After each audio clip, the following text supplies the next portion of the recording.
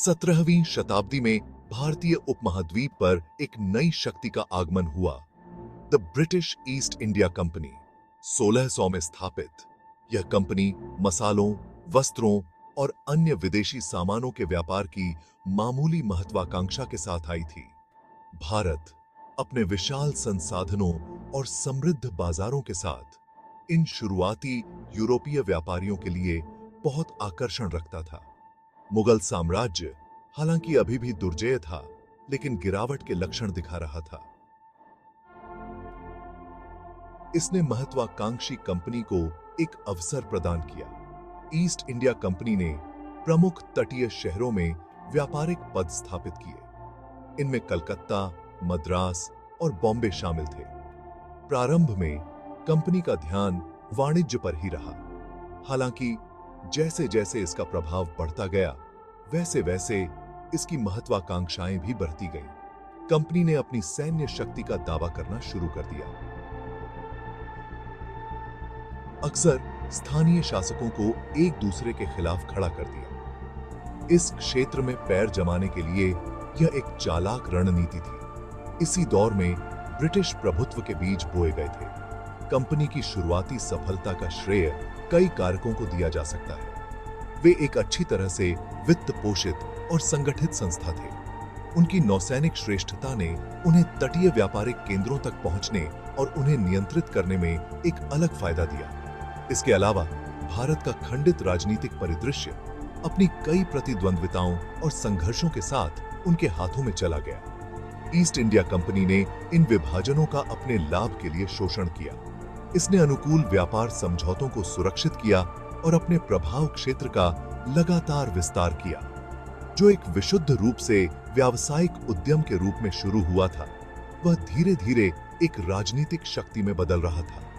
एक व्यापारिक उद्यम से एक शासक शक्ति में ईस्ट इंडिया कंपनी का परिवर्तन महत्वाकांक्षा, अवसरवाद और इतिहास की जटिलताओं का एक आकर्षक अध्ययन है। इसने भारत के भाग्य को नाटकीय रूप से बदलने के लिए मंच तैयार किया, जिसके दूरगामी परिणाम आज भी महसूस किए जा रहे हैं। लाभ पर कंपनी का प्रारंभिक ध्यान जल्द ही सत्ता की एक अथक खोज को जन्म देगा, जिसके भारतीय उपमहाद्वीप के लिए गंभीर निहितार्थ होंगे। इसने भारत ब्रिटिश संबंधों में एक नए अध्याय की शुरुआत को चिह्नित किया, जिसमें साम्राज्यों का उदय और पतन देखने को मिलेगा।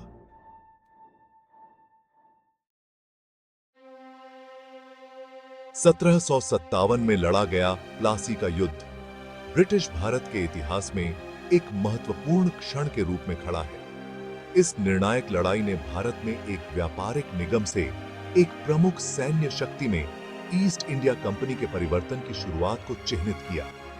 यह लड़ाई बंगाल के प्लासी गांव के पास हुई थी। इसने ईस्ट इंडिया कंपनी की सेनाओं को खड़ा कर दिया, जिसका नेतृत्व रॉबर्ट क्लाइव ने किया था, बंगाल के नवाब सिराजुद्दौला की सेना के खिलाफ। प्लासी की लड़ाई अपने आप में एक करोड़ी मुकाबले से ज्यादा एकतरफा हार थी। यह काफी हद तक नवाब की सेना के सेनापति मीर जाफर के विश्वासघात के कारण था। मीर जाफर रॉबर्ट क्लाइव द्वारा सत्ता और धन के वादों से लालच में आकर सिराजुद्दौला को धोखा दिया और युद्ध के दौरान पाला बदल लिया, जिससे नवाब की हार हुई और बाद में उसे मार दिया गया। ईस्ट इंडिया कंपनी विजयी हुई, जिसने भारत में शक्ति संतुलन में एक महत्वपूर्ण मोड़ को चिह्नित किया। प्लासी के युद्ध के परिणाम दूरगामी थे। इसने ईस्ट इंडिया कंपनी को बंगाल में प्रमुख शक्ति के रूप में स्थापित किया। इस जीत ने बाद के दशकों में पूरे भारत में कंपनी के विस्तार का मार्ग प्रशस्त किया। प्लासी के युद्ध के मैदान में ब्रिटिश साम्राज्यवाद के बीज बोए गए थे। प्लासी में जीत के बाद भारत पर ईस्ट इंडिया कंपनी की पकड़ मजबूत हो गई। उन्होंने व्यापारियों की तरह काम करना कम और शासकों की तरह काम करना ज्यादा शुरू कर दिया। इस अवधि, जिसे अक्सर कंपनी राज के रूप में जाना जाता है, ने ईस्ट इंडिया कंपनी को भारतीय उपमहाद्वीप के विशाल क्षेत्रों में अपने क्षेत्रीय नियंत्रण और प्रशासनिक अधिकार का विस्तार करते देखा। यह विस्तार सैन्य शक्ति, राजनीतिक पैंतरेबाजी और आर्थिक शोषण के संयोजन से प्रेरित था। कंपनी के शासन को प्रशासनिक सुधारों और शोषणकारी नीतियों के संयोजन से चिह्नित किया गया था। उन्होंने बंगाल में स्थायी बंदोबस्त जैसी नई राजस्व व्यवस्था शुरू की। उन्होंने एक न्यायिक प्रणाली भी स्थापित की और सेना का आधुनिकीकरण किया। हालांकि इस अवधि में कंपनी ने अपने लाभ के लिए भारत के संसाधनों का बेरहमी से शोषण किया। इससे भारतीय आबादी में व्यापक गरीबी और आक्रोश फैल गया। कंपनी की बढ़ती ताकत के बावजूद उसका शासन चुनौतियों से रहित नहीं था। पूरे भारत में कई विद्रोह और विद्रोह हुए। ये धार्मिक भावनाओं, आर्थिक शिकायतों और राष्ट्रवाद की बढ़ती भावना के एक शक्तिशाली मिश्रण से प्रेरित थे। ये विद्रोह हालांकि अक्सर क्रूरता से दबा दिए जाते थे, ब्रिटिश शासन के खिलाफ उबलते आक्रोश के शुरुआती संकेतक के रूप में कार्य करते थे। उन्होंने कंपनी के नियंत्रण की नाजुकता को भी उजागर किया, जो बल और हेरफेर के अनिश्चित संतुलन पर टिका था। कंपनी का शासन हालांकि कुछ सकारात्मक बदलावों से चिह्नित था, अंततः निकालने वाला और अस्थिर था। इसने भारतीय आबादी के बड़े हिस्से को अलग थलग करके अपने ही पतन का बीज बोया। यह असंतोष अंततः एक बड़े विद्रोह में परिणत होगा, जो भारत में ब्रिटिश शासन की नींव को हिला देगा। 1857 का सिपाही विद्रोह भारतीय इतिहास में एक महत्वपूर्ण क्षण ने कंपनी राज की कमजोरियों को उजागर किया और उन घटनाओं की एक श्रृंखला को गति दी, जो हमेशा के लिए भारत ब्रिटिश संबंधों को बदल देती हैं। खंड 4 1857 का सिपाही विद्रोह, एक राष्ट्र जागता है। 1857 के वर्ष में एक भूकंपीय घटना देखी गई, जिसने भारत में ब्रिटिश शासन की नींव हिला दी। सिपाही विद्रोह, यह विद्रोह जो ईस्ट इंडिया कंपनी की सेना के सिपाहियों द्वारा विद्रोह के रूप में शुरू हुआ था, तेजी से ब्रिटिश अधिकार के खिलाफ एक व्यापक विद्रोह में बदल गया।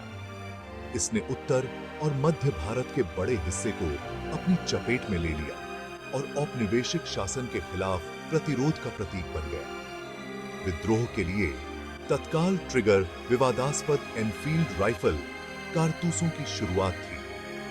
इन कारतूसों के बारे में अफवाह थी कि उन्हें जानवरों की चर्बी से चिकनाई दी गई थी, जो हिंदू और मुस्लिम दोनों सिपाहियों के लिए बेहद आपत्तिजनक था। इससे आक्रोश फैल गया, क्योंकि इसे उनके धार्मिक विश्वासों पर सीधा हमला माना जाता था। यह घटना हालांकि प्रतीत होता है कि तुच्छ है, कंपनी के शासन के खिलाफ लंबे समय से चले आ रहे असंतोष को हवा दे दी। विद्रोह जो 10 मई 1857 को मेरठ में शुरू हुआ, उत्तर भारत में जंगल की आग की तरह फैल गया। मुगल साम्राज्य की राजधानी दिल्ली विद्रोह का केंद्र बिंदु बन गई। वृद्ध मुगल सम्राट बहादुर शाह जफर को अनिच्छा से विद्रोह के नेता के रूप में घोषित किया गया था। विद्रोही ब्रिटिश शासन के विरोध में एकजुट होकर अविश्वसनीय साहस और क्रूरता से लड़े। इसने ईस्ट इंडिया कंपनी के अधिकार के लिए एक महत्वपूर्ण चुनौती पेश की। सिपाही विद्रोह भारत में ब्रिटिश शासन के इतिहास में एक महत्वपूर्ण मोड़ था। इसने ईस्ट इंडिया कंपनी की कमजोरियों को उजागर किया और ब्रिटिश नीतियों के खिलाफ नाराजगी की गहराई को उजागर किया। हालांकि अंग्रेजों द्वारा क्रूरतापूर्वक दबा दिया गया, लेकिन विद्रोह ने उपनिवेशित और उपनिवेशक के बीच संबंधों में एक महत्वपूर्ण बदलाव को चिह्नित किया। इसने ब्रिटिश अजेयता के मिथक को तोड़ दिया और भारतीय राष्ट्रवाद के एक नए युग के लिए बीज बोए।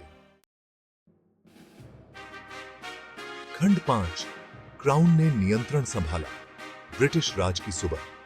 1857 के सिपाही विद्रोह के बाद भारत के शासन में एक महत्वपूर्ण परिवर्तन आया।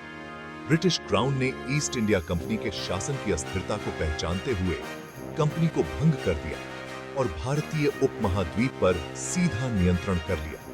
इसने ब्रिटिश राज की शुरुआत को चिह्नित किया, जो लगभग 1 शताब्दी तक चला था। 1858 के भारत सरकार के अधिनियम ने भारत के प्रशासन को ईस्ट इंडिया कंपनी से ब्रिटिश क्राउन को हस्तांतरित कर दिया। इस अधिनियम ने भारतीय मामलों पर अंतिम अधिकार के रूप में एक ब्रिटिश कैबिनेट मंत्री, भारत के राज्य सचिव के पद की स्थापना की। इसने शासन की एक अधिक केंद्रीकृत और नौकरशाही प्रणाली की शुरुआत को चिह्नित किया। महारानी विक्टोरिया ने उसी वर्ष एक उद्घोषणा के माध्यम से भारतीयों के लिए समान व्यवहार की नीति का वादा किया और देशी राजकुमारों के अधिकारों को बनाए रखने का वचन दिया। ब्रिटिश राज ने महत्वपूर्ण प्रशासनिक, सामाजिक और आर्थिक सुधारों की अवधि देखी। अंग्रेजों ने अपने नियंत्रण को मजबूत करने और भविष्य के विद्रोहों को रोकने के लिए कई तरह की नीतियां लागू की। इनमें सेना का पुनर्गठन, नए कानूनी कोड की शुरुआत और रेलवे और सिंचाई प्रणालियों जैसे बुनियादी ढांचे का विस्तार शामिल था। ये सुधार, जबकि ब्रिटिश नियंत्रण को मजबूत करने के उद्देश्य से थे, का भारतीय समाज पर भी गहरा प्रभाव पड़ा। ब्रिटिश राज की स्थापना ने भारत के इतिहास में एक नए अध्याय की शुरुआत की, जबकि इसने अपेक्षाकृत शांति और स्थिरता की अवधि ला दी। इसने उपमहाद्वीप पर ब्रिटिश नियंत्रण को भी मजबूत किया। राज की विरासत जटिल और लड़ी हुई है, जो सकारात्मक योगदान और औपनिवेशिक शासन की शोषणकारी वास्तविकताओं दोनों से चिह्नित है। इस अवधि में भारतीय राष्ट्रवाद का उदय भी हुआ, क्योंकि भारतीयों ने अधिक स्वायत्तता और अंततः ब्रिटिश शासन से पूर्ण स्वतंत्रता के लिए आंदोलन करना शुरू कर दिया।